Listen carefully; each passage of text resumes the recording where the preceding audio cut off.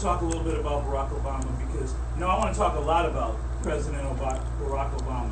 Number one, some people need to learn how to call him the president, not just Barack Obama. He's the president of the United States. I don't care how you look at it. I don't care how you flip it. I don't care how you dip it. I don't care how you sip it. It's the president of the United States of America, Barack Obama, and his entire chief of staff. And they run the United States of America, and he is one of the most talked about men in the world. Because a lot of people from other countries respect the work that Barack Obama's doing. You got to admit, he came behind George Bush and Cheney, and they tore the White House apart. Not even. You know, they actually trashed America and left the cleanup job for our President Barack Obama, who's doing an excellent job at cleaning up that terrible mess that George Bush left, including the war. Barack said he would bring the troops home. He did it. He just signed a bill, and he's bringing over 500,000 troops back home to America, where they belong. He kept his word. He got the Nobel Peace Prize because he deserved it. He didn't go out and say, give me the Nobel Peace Prize. He worked for the Nobel Peace Prize, and he received the Nobel Peace Prize. So come on, get over it. Now, he also did something else that no other president has ever done in the United States of America. He passed the health care bill. It went into effect the other day. Now today is Saturday. It went into effect, I think it was Thursday. And what went into effect is that if your kid is 26 years old, yes, 26, they can still be on your insurance up to 26 years old. Isn't that great? That's great, yeah, especially like people like my age. Yeah, you know, you get sick and you know, and your parents have Kaiser, and just because you turn 18, you're no longer on their insurance.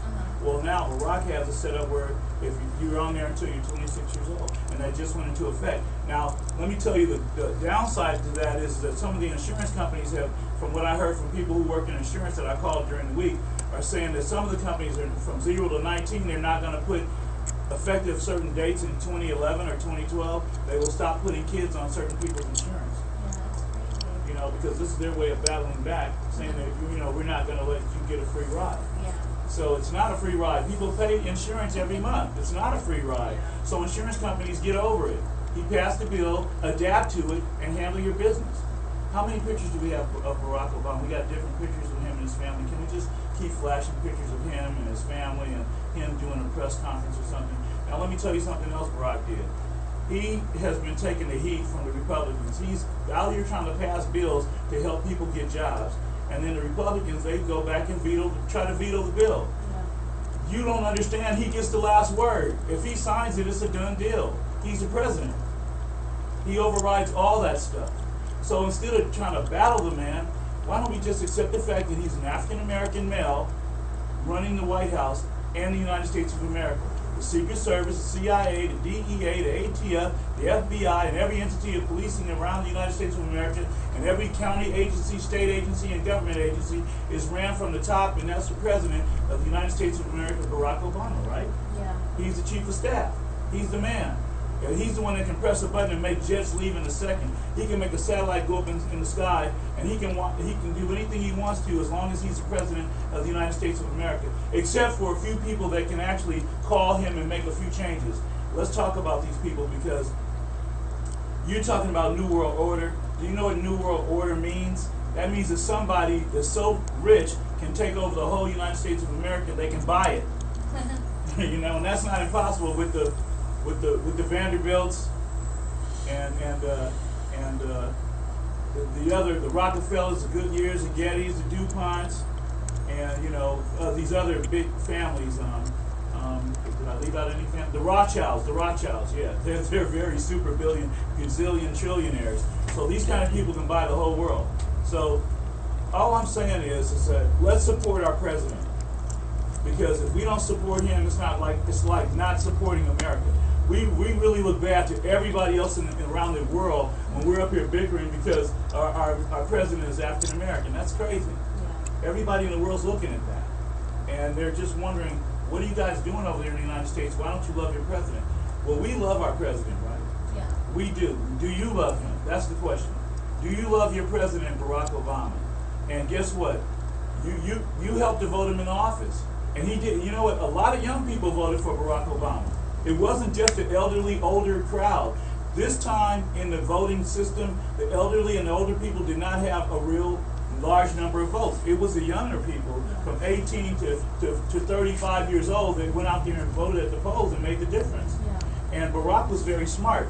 He used Facebook, he used Ustream, he used Twitter, and he used every avenue of technology to get the word out that I'm running for president and this is what I'm going to do. Yeah. And I think that the way that he planned it and did it with his team of people was just miraculous. Yeah. It was genius. Yeah. And I think, you know, he took a good initiative in doing that. We being, you know, the younger generation, so to speak, like, it's going to be up to us, you know, take the country further in the future. So we have to be the ones right now to take the initiative.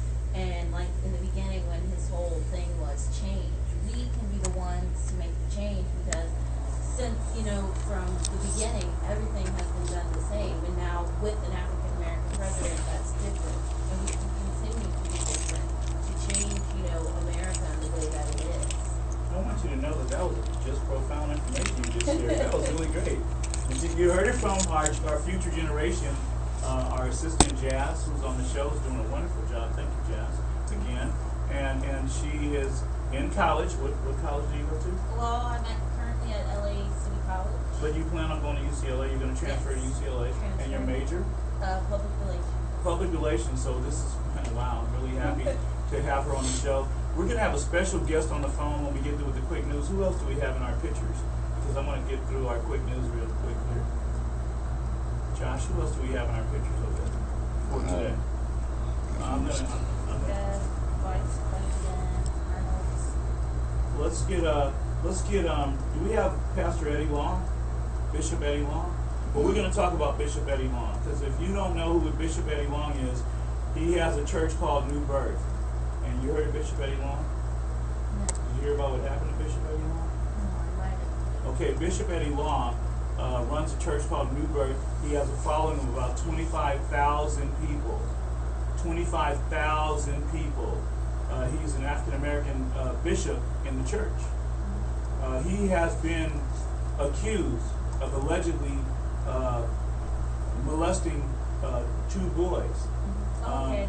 Yeah, and so now it started off with 2 boys, and then it's been on CNN. You could look it up. Just go to Bishop Eddie Long. But you know, tomorrow is Sunday, and he said he's going to come out live at his church. The sermon he's going to preach is going to be that he's not guilty of doing any of this stuff.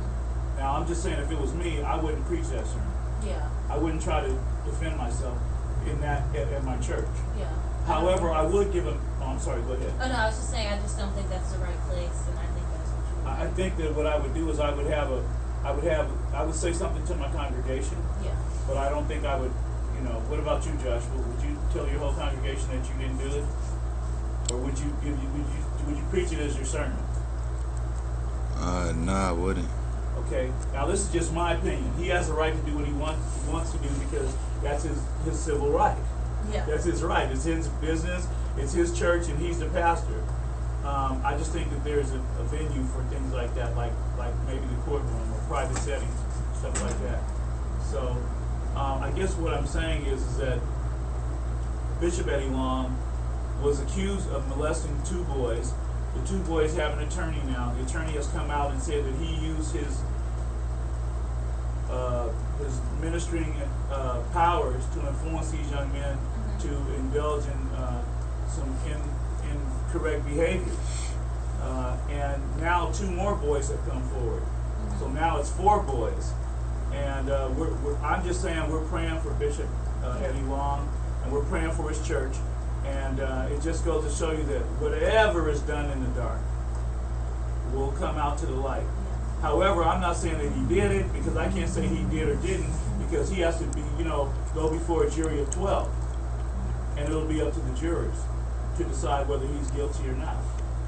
But there's so much going on in the church these days. Yeah. A lot going on in the church, so we're just praying, just if it's not, now just imagine if he didn't do this, okay, and this goes back to the stuff that Michael Jackson was accused of. You know what I'm saying? this goes back to that, because if he didn't do it and they find him not guilty, his character is destroyed. Yeah, It's like somebody planted a seed to premeditate a conspiracy to destroy his character.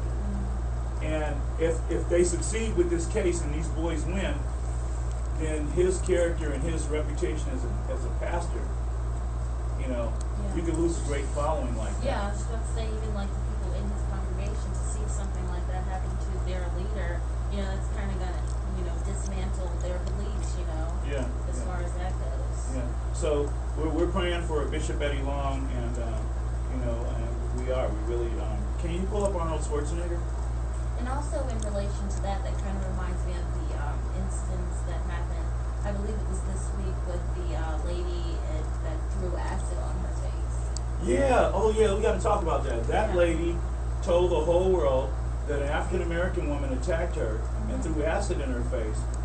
The doctors and the investigators from the FBI and the police department were evaluating her story and found out that she threw the acid on herself.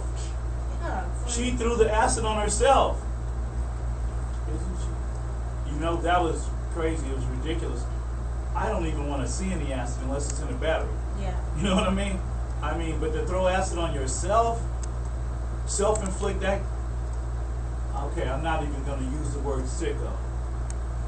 I'm sorry, I just used it. That was an accident. I didn't mean to say sicko. I meant to say, for lack of a better word, mentally disturbed. Yes. The elevator, instead of it going to 10, when it gets to 5, it goes, something's wrong. Yes. To throw acid on yourself. Yeah, I think they did have her analyzed or something. It's just, the disparity in people now, as far as like fame and just everything in the media, I think it's really become infectious to people. Look at all these reality shows. Yeah, like. And have you ever, these reality shows are just crazy. There's one reality show, I just look at them because I want to see what they're about. There's one that has to do with hair, doing hair, and they have these really weird hairstyles. Yeah. Then they have one called The Bad Girls. And I was looking at it last week just to see what it's about. And the Bad Girls, they're showing them nude on the show. They're showing them in the hot tub together, and I'm like, where is the respect and the dignity and the integrity for TV shows? Yeah. People will do anything to get money. This is like soft porn on TV. Yeah, and it really affects like the youth and just like the way, it affects women for one. Because it just doesn't give a good portrayal of women, period. And they're drinking every day, and they're beating each other up, and they're arguing, and I'm just saying, there's a lot of problems on that show.